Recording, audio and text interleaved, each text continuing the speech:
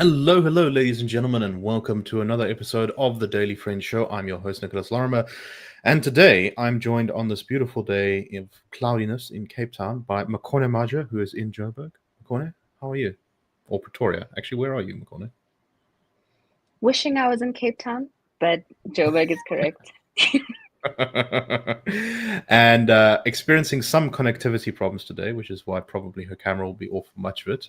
We are joined today by Anlu Keeve. Anlu, how are you? Hello, Nicholas. I'm doing well, thank you. Sorry, my camera, when I started it now, it already started to give some issues, so I'll just keep it off. We shall have to simply enjoy the melodious tones rather than seeing you. But I'm sure our listeners will forgive us, considering we originally were an audio-only podcast. But anyway, let's get into the news of today. And the first thing we're going to talk about is crime stats. And as we all know, South Africa is one of the most violent countries on earth that is not actually at war. An average of 75 people are killed in South Africa every single day, which is an absolutely crazy number. So we've just gotten our statistics for the third quarter of 2024-2025 financial year, which the police have released. And good news, they do show that from the previous third quarter, murder is down by about 10%. So things are moving in the right direction, but they remain shockingly high. There was a 9.8% decrease in murder cases. Between October and December of 2024, there were 6,953 murders compared to 7,710 murders in the same period in 2023. There was a 3.3% reduction in rape cases. Of the murders, and this is one of those very interesting statistics to look at, police said 1,453 were because of arguments between people. So that's presumably often drunk people or emotionally distressed people getting into fights, like unplanned arguments and resulting in murder. 405 were robbery related. 389 were vigilante attacks, which is actually a shocking number that I think we should dive into a bit more in our discussion here. 294 were gang-related murders, and 57 were taxi-related murders. So I think that gives us an idea of the scale of violence in the taxi industry if they have their own category in police reporting. More than half of the murders occurred in public places, and firearms and knives were the most commonly used weapons. Police recorded 12 farm murders. 5 of the victims were farm dwellers, 4 were employees, and 1 was a farmer. Police also recorded 8 murders at primary and secondary schools and 3 at tertiary institutions. Police say that there has been a decrease in cases opened for sexual offences, robbery with aggravating circumstances, attempted murder, carjacking, and robbery of residential and business premises. The vast majority of the crimes occurred in 4 provinces: Gauteng, KwaZulu-Natal, Eastern and Western Cape. Now, that's not entirely surprising because those are basically the most populous provinces in the country. But the national murders, about 25% were carried out in Gauteng, 21% in KZN, 18% in the Eastern Cape, and 17% in the Western Cape. The Western Cape was, as it usually is, the center of gang violence, with 263 gang murders in this quarter alone. 135 of those occurred in Bishop, Lavis, Mitchell's Plain, Kleinvlei, Delft, Elfries River, all around Cape Town. Makone, let me start with you. We seem to be moving in the right direction. Is this due to Senzo Machuna's influence? I do think that Becky Cele was uniquely incompetent as police minister, and so I think Machuna definitely seems to be better as a police minister. I just can't stop thinking about that incredibly high number of vigilante attacks, outnumbering the number of gang-related murders. I mean, I wonder how many other countries in the world there are more vigilante attacks than gang murders. What's your take on these statistics? The improvements are welcome, Nick. This is, I believe, the second quarter where we're seeing a decrease in some of those crime statistics that remain shockingly high. I was saying to you guys before the show, it's a dangerous place in South Africa to have an argument just because of how high arguments rank on the list of causal factors that ultimately lead to murder. Yeah, people are quite hot-headed in South Africa. The police have their hands full. And when you look at those vigilante murders, I think it shows that people are usurping the role of the police in enforcing justice. Vigilante justice is instant, and yeah, it certainly works faster than the courts, although it should be discouraged. I mean, there's so many things that could go wrong, other than the fact that it's a crime for you to take that action of bringing about justice into your own hands. But this is welcome. Anything, anyone other than our former Minister of Police would have, I think, resulted in an improvement. But I think what's going to effectively continue this decline is better coordination of our police and intelligence on reining in crime. You're seeing this with somebody like General Mkhwanazi in KwaZulu-Natal, how his presence there has given people in KZN, and I think the country at large, a lot of confidence back into our police. You just see how people back him because they're able to see their lives being improved so much by, him facing and not being shy to really confront some of the gangs in KwaZulu-Natal. So I think the more police presence we see should result in crime stats going down. There were more police who were released in KZN during the elections because the government was wary that there would be political violence ensuing there during the elections. Luckily, there was none, but that's also contributed to crime stats going down. As you saw, those four most violent provinces include KwaZulu-Natal, Gauteng, Western and Eastern Cape. So it's very encouraging to see that crime statistics are going down, and hopefully that trend continues. So unfortunately, the South African Police Service remains probably the most untrusted institution in the country.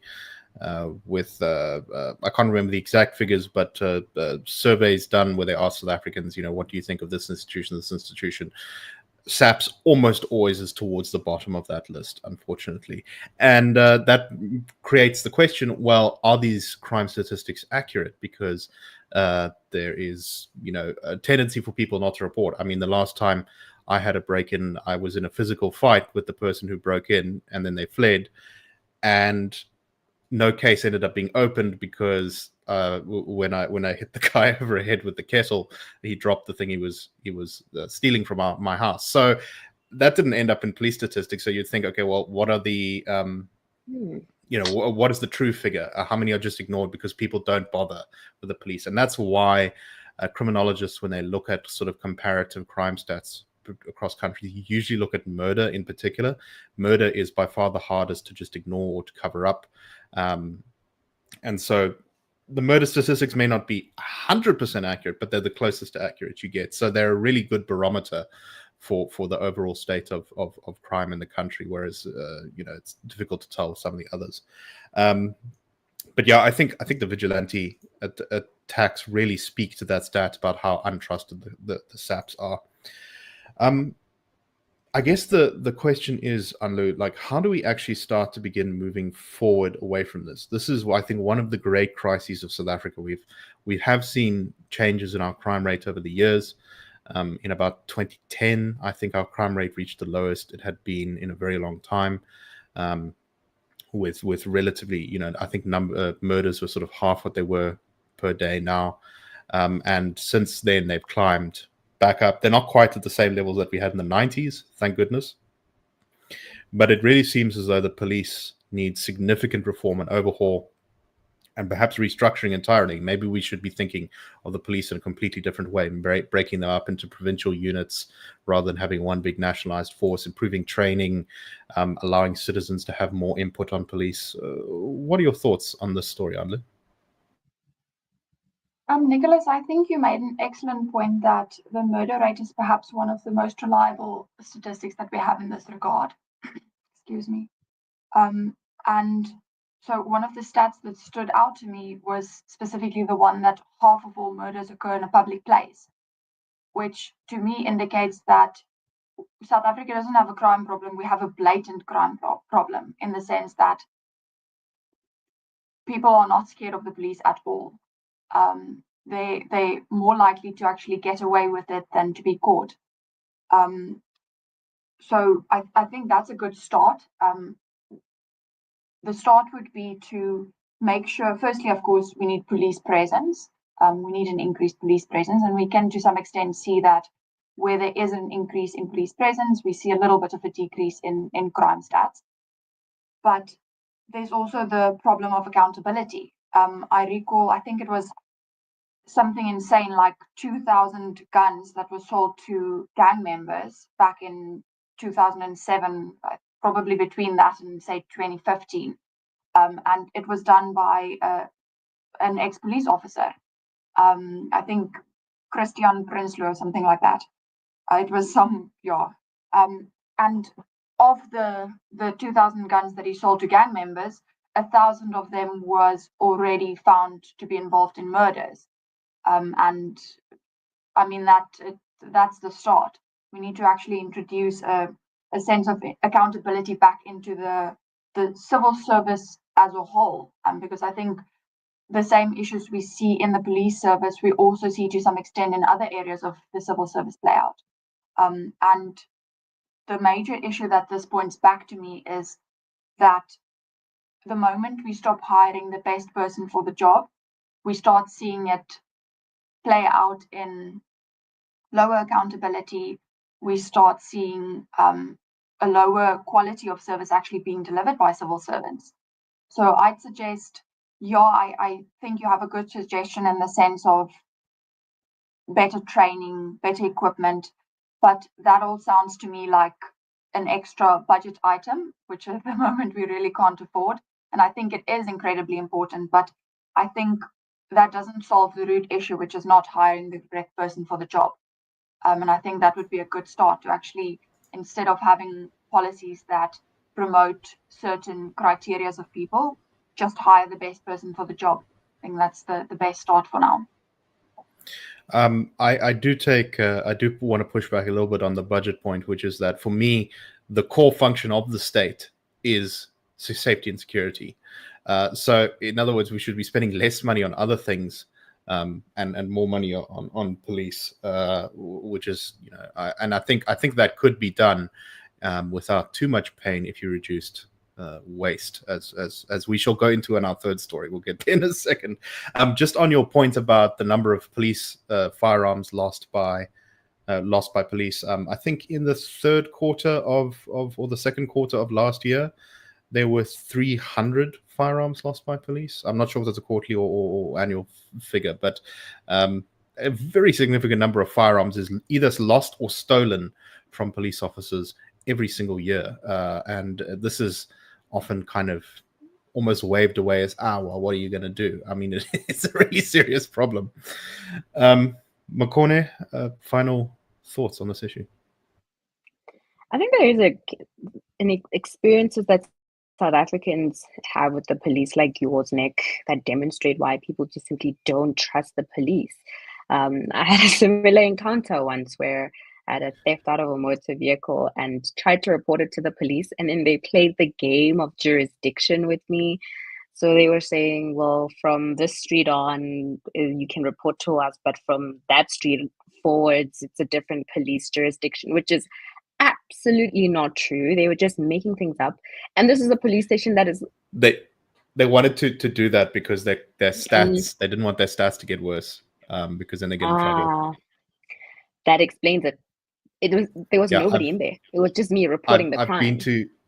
I've been to CPF meetings where the police obsess over these stats, and theft out of motor vehicles is very often a pretty high one, particularly in suburban areas. So they obsess with getting it down, which is exactly why they tried to lob it onto another police station so that they wouldn't have to include it. That makes sense, because it happened at a garage. The garage themselves refused to release footage as well, because then that stuff starts circulating online and creates a bad reputation problem for the garage. But yeah, that game, and I've seen so many accounts on social media of people saying the exact same thing, that the police are sending them the runaround over a crime that happened in their area. So it explains it. That's one incident. I'm sure there's far worse things that happen in remote communities and even in townships of like police just not doing their work, or even perpetuating some of the crime, aiding and abetting in some of the crime.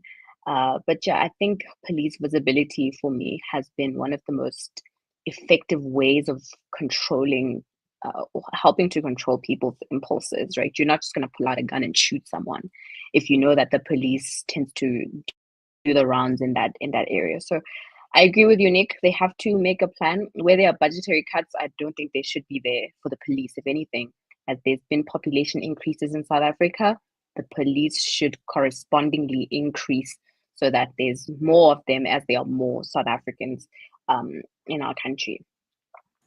Yeah, that particular break-in I had, the one of the reasons it didn't end in a worse way for me was that we had private security guards nearby, and the police did actually show up.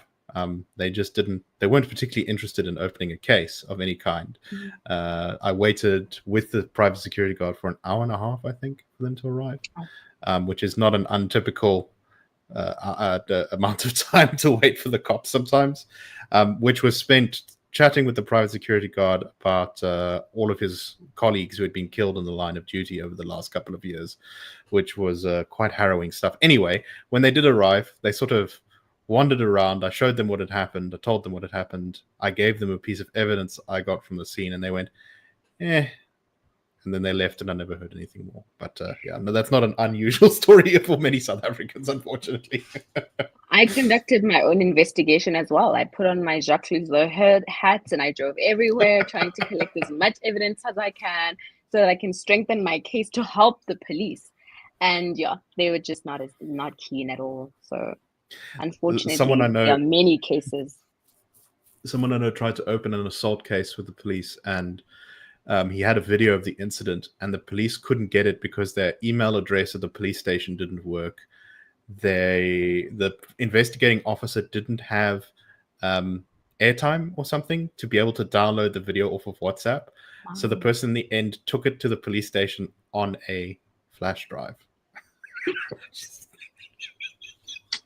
Like, just fix those things in the police, and then like we can start talking about the bigger structural stuff. But just that's some really basic stuff to get right. Indeed.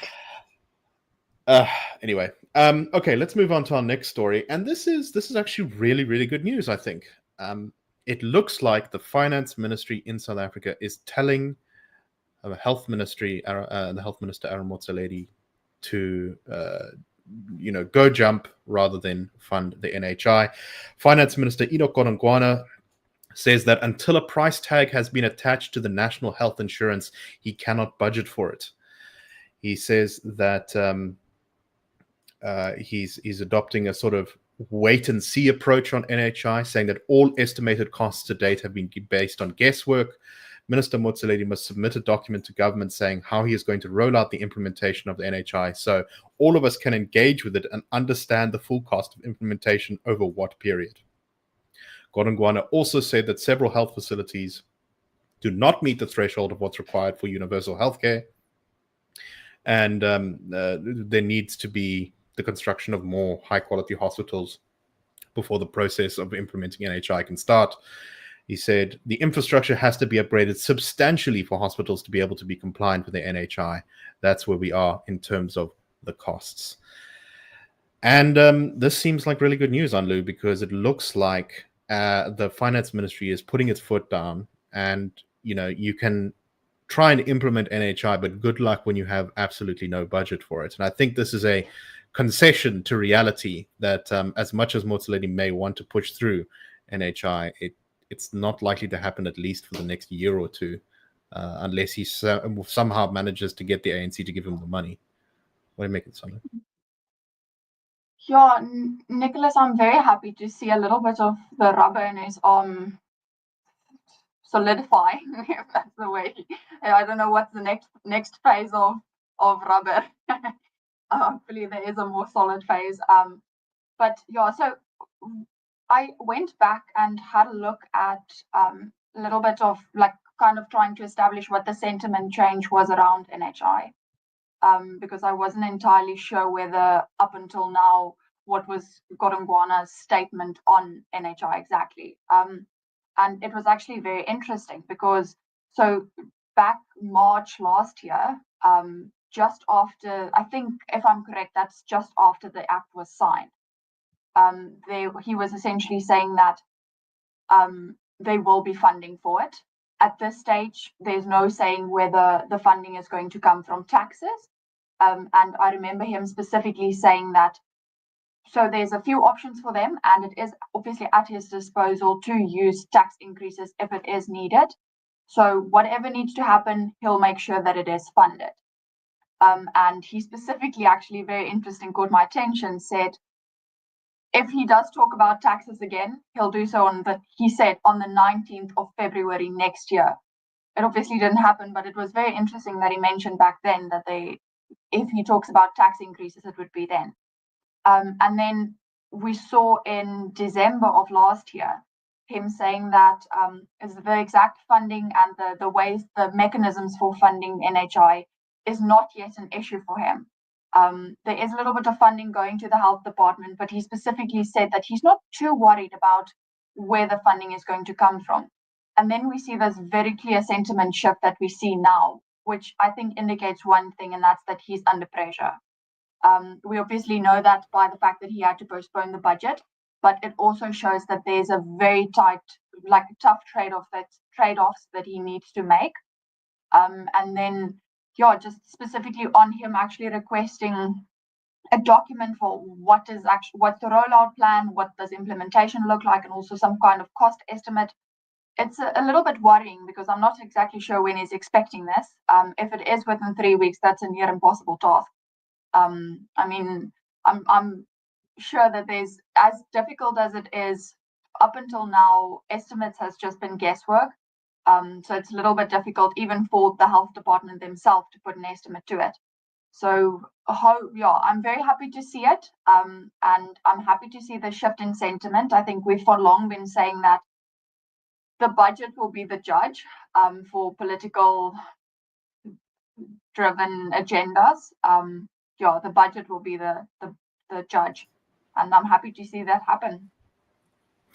Makone, I think probably the DA can also maybe take some credit for the pressure here, because they've been staunchly opposed to NHI, and apparently they did reach some sort of agreement with Ramaphosa that was not very specifically reported on. It was the details were a little bit lacking a couple of weeks ago, where basically Ramaphosa seems to have promised them that NHI would remain on the books, but then just wouldn't be implemented because there'd be no funding given to it. And I think the only part of NHI that Ramaphosa mentioned during SONA was the establishment of a single healthcare records keeping service and nothing else.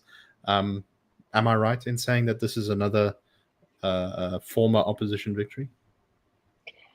I agree. I think the president has also been very pragmatic about the NHI.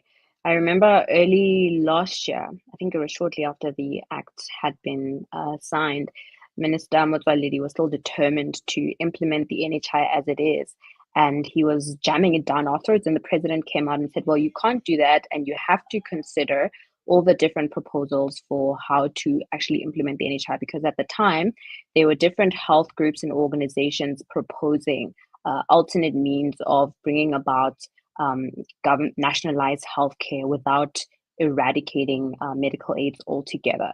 So I do think the president on this has also been very tempered, not as radical as some of the staunchly pro NHI proponents in the cabinet. But I also think Godongwana is absolutely right that, Minister Motsoaledi should, I'm sorry about the dog, Minister Motsoaledi should not just expect that he's going to dream up the biggest social welfare program in South Africa's history, and he never actually has to account for how he aims to implement it and wants to burden Treasury with that responsibility, right? And in the article, Mr. Godongwana says this is just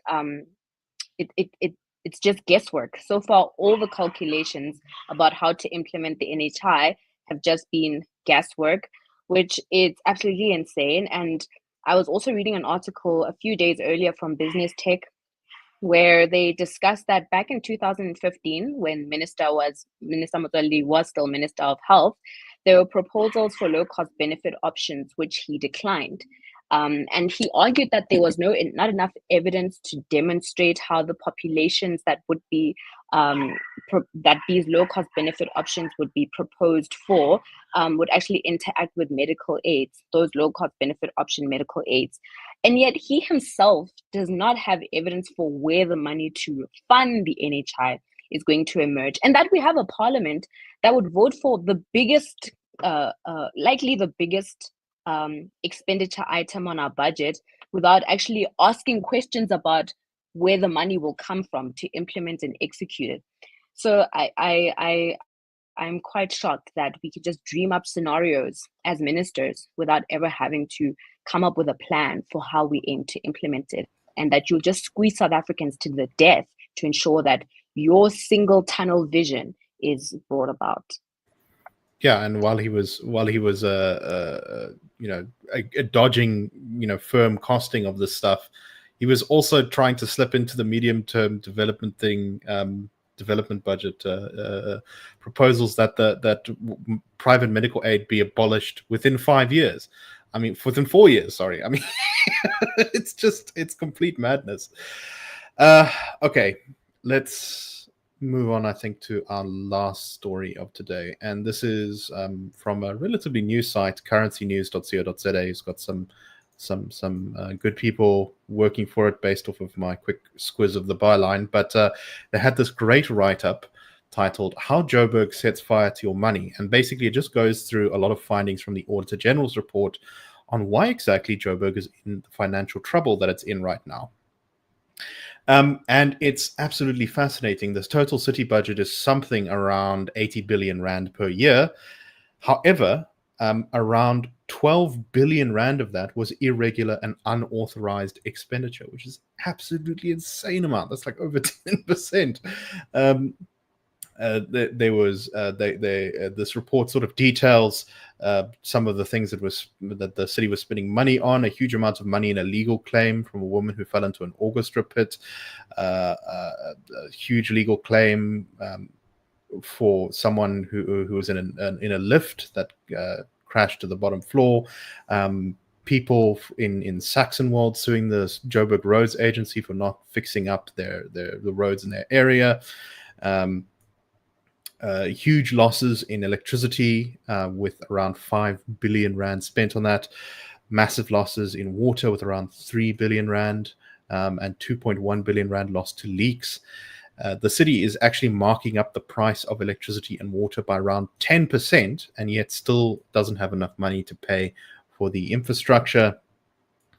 Irregular expenditure by itself, not including the unauthorized expenditure, was around 3.5 billion. Irregular contracts, deviations from supply chain management processes, non-compliance with the Municipal Financial Management Act, bidders who didn't meet tender specifications, emergency procurement, which is the great way of always slipping in corruption. It details the case of one municipal official who apparently didn't do the correct thing on a fire truck purchasing agreement, and despite this causing the city to waste tens of millions of rands, he received a final written warning valid for 12 months, forfeiting 10 days salary and not being able to be promoted for a year. Which is, I think, kind of lays bare the problem, is that there's absolutely no accountability in local government, at least in Joburg, it seems. So this, I think, is a great picture, Makone, of why we actually shouldn't be jacking up rates and jacking up prices and jacking up, every burden on the citizens of our municipalities. We should be focusing on getting rid of the absolutely enormous waste. You'll never get rid of all of it, but you can do better than 12 billion rand. I can tell you that much. Absolutely. I believe it was Anlu whose press release went out this week listing the IRR's reforms for the budget. And included on them were the Zondo dividend, which is effectively the IRR's way of saying that the Zondo recommendations need to be implemented. That is one way you can cut back on wastage of fruitless and wasteful expenditure that is just enormous in our local government.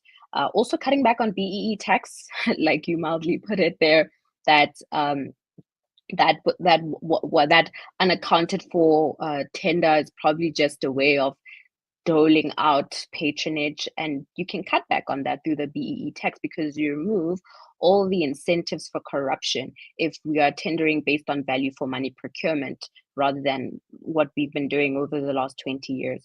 So I think that those reforms, and we're not just the only ones calling for reforms that would see wastage being cut back. In fact, it's also a strong case to be made that tax should not be increased, but rather that it should be decreased because the government is not able to control all that revenue it generates, even though there's a 10% markup on water, 10% markup on electricity that's supposed to go towards the maintenance of infrastructure. That's simply not happening. You can see with the water crisis that is upon us here in Joburg, and with somebody also put in the chat that they've had electricity cuts or outages in the eastern parts of Pretoria, just because municipalities are not able to control even the little revenue that they generate.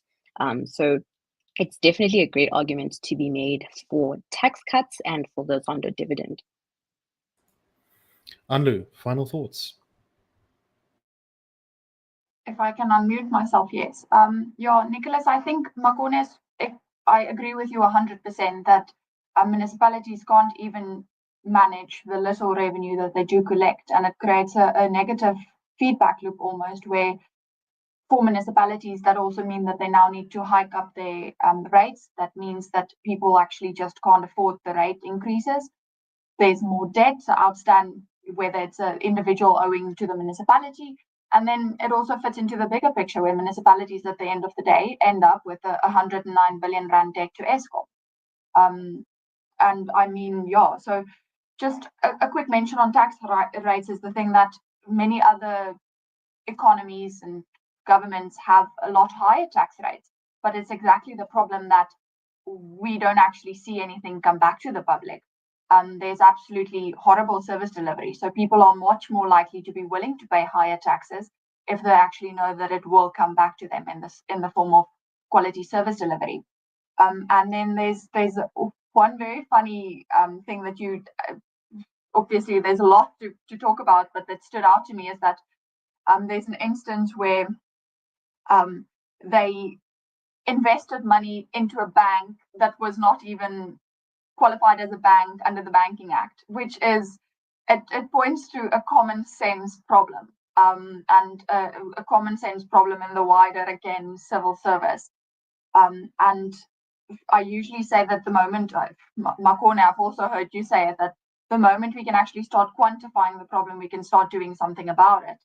And I mean, if we can't get the annual reports to actually indicate there's a backlog from 2010 on investigations into irregular and fruitless spending, which if you can't quantify that problem, you can't actually start to do something about it. Miserable situation, but hopefully, yeah, I want to put an added note, but I don't know what to say. Well, we are out of time, I think, for today. But thank you very much, everyone, for watching. And thank you to Anlu and Makone for being on the show today. And I hope everyone has a wonderful and fantastic weekend. We shall see you all next week on the Daily Friend Show. Cheers, everyone, and have a great one.